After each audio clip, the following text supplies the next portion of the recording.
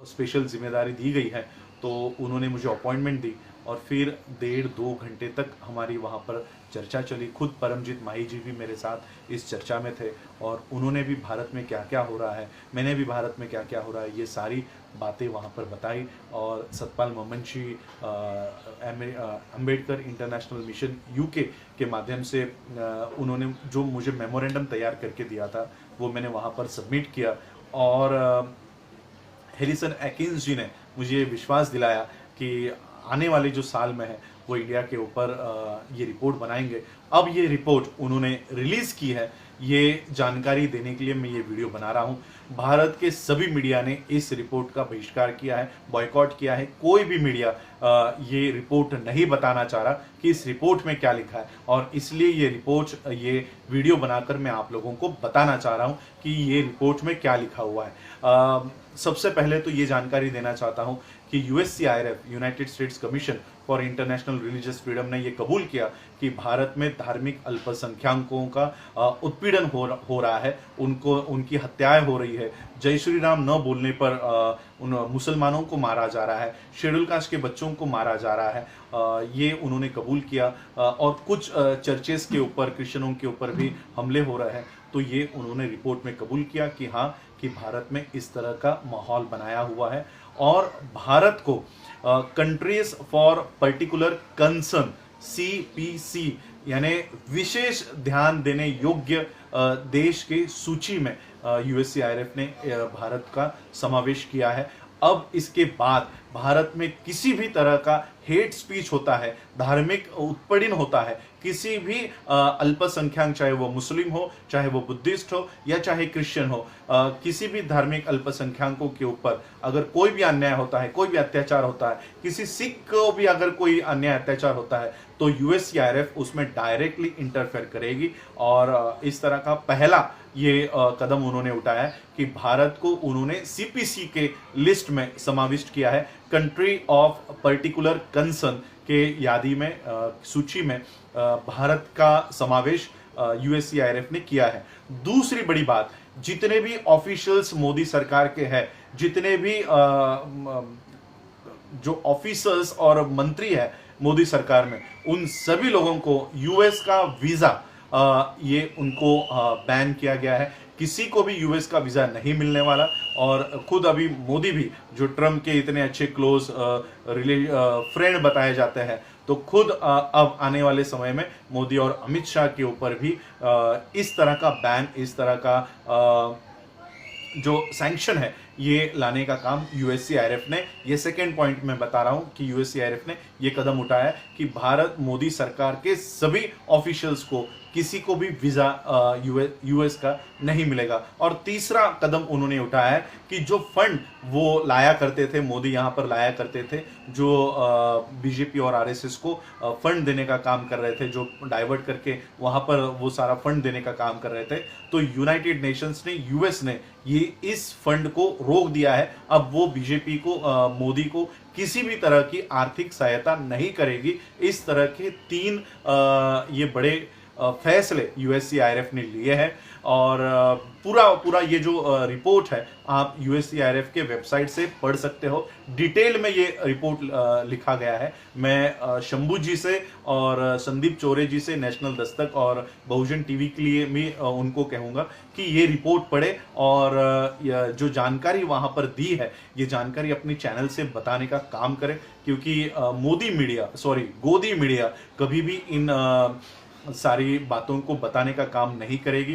तो ये बात आप लोग बताइए। और मैं मुस्लिम्स से ज़्यादा रिक्वेस्ट करना चाहूँगा, क्योंकि ये तो मेरी पहली स्टेप थी यूएससीआईआरएफ को जाने की। मेरी सेकेंड स्टेप इस साल के फरवरी से मैं यूनाइटेड नेशंस के ह्यूमन राइट्स कमीशंस के हेडक्वार्टर नेदरलैंड में, वहाँ पर मैं जाने वाला था। और मेरा उस तरह का वीज़ा भी मेरा आ गया था। मेरी सारी जो कानूनी इमिग्रेशंस का जो सब है वो सारा पूरा हो गया था। मुझे स्पॉन्सरशिप भेज दी थी। मेरा सारा टिकट्स का भी सारा बंदोबस्त हो चुका था, लेकिन कोविड की वजह से, कोरोना की वजह से ये सारा मामला ठप हो गया। लेकिन मुस्लिम्स में से एमजे अकबर नाम के बीजेपी के जो सदस्य होंगे वो नेदरलैंड में पहुंचे।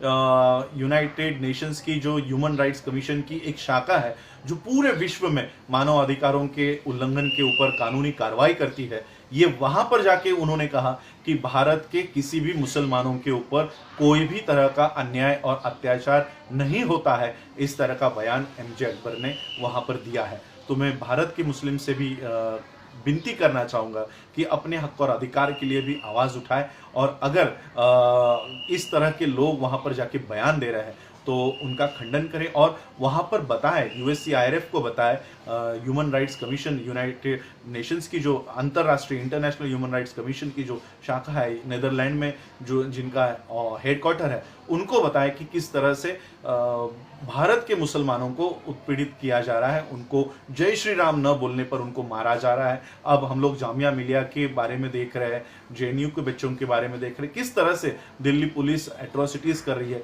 तो ये सारा भी उन्होंने अपने रिपोर्ट में लिया हुआ है, और आने वाले समय में दिल्ली पुलिस हो, उत्तर प्रदेश पुलिस हो, योगी हो, मोदी हो या अमित शाह हो, इनके ऊपर आने वाले समय में कानूनी कार्रवाई यूनाइटेड नेशंस के माध्यम से की जाएगी, यूएससीआईआरएफ के माध्यम से की जाएगी।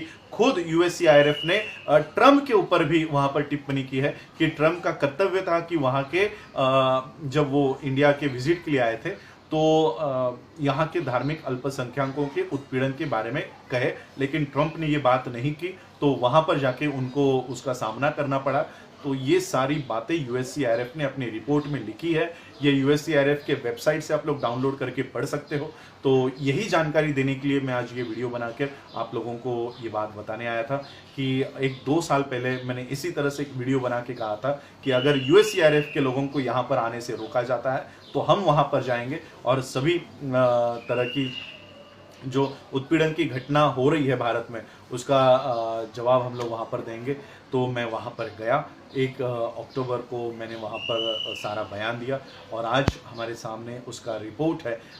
ये रिपोर्ट भारत का मीडिया छुपाने की कोशिश कर रहा है। खुद यहाँ के फॉरेन मिनिस्टर ने कहा कि हम लोग इस रिपोर्ट को नहीं मानते, लेकिन यूएससीआईआरएफ इस तरह से भारत के अल्पसंख्यकों को बचाने का काम कर रही है।